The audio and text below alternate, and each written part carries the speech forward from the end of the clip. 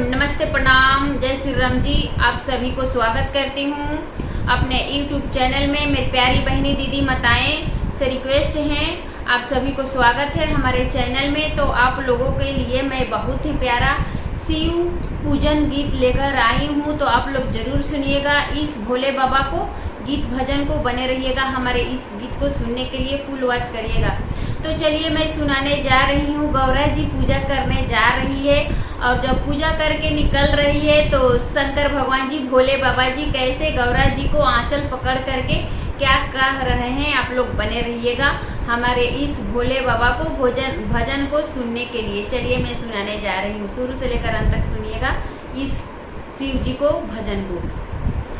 हथवा के लिहली गौरा फूल के डलियावा है, हथवा के लिहली गौरा फूल के डलियावा हो, चली भैलिया हो गौरा शिव मान दिलिया है, चली भैलिया हो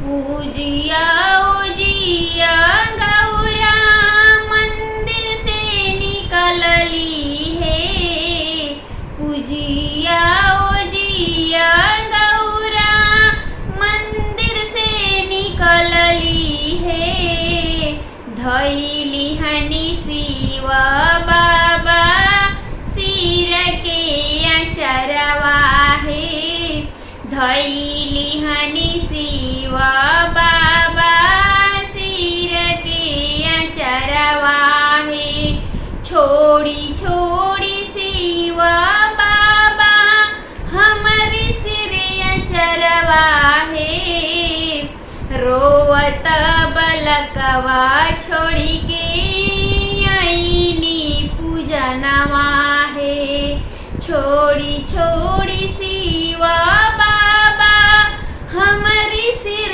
अचरवा है, रोवत बलकवा छोड़ी के आईनी पूजनवा है, बाली बाऊ मरिया गौरा बाली तोरे बलमुआ है, बाली बाऊ मरिया गौरा बाली तोरे बलमुआ है, के दिहलिया हो गौरा गोदी में बलकवा हो, के दिहलिया हो गौरा गोदी में बलकवा हो, बाली बाऊ मरिया शिवजी बाली मोरे बलमुआ है, बाली बाऊ मरिया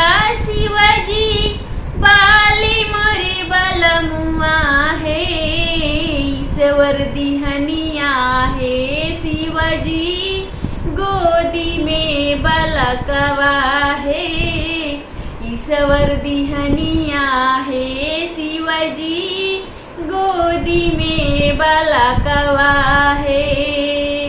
तो मेरी प्यारी बहनी दीदी माताएं, ये शिव जी और गौरा जी का जवाब सवाल था पूजा करते समय का। तो ये गीत कैसा लगा आप लोग जरूर कमेंट बॉक्स में लिखिएगा। तब तक के लिए बाय बाय, हर हर महादेव, जय माता दी।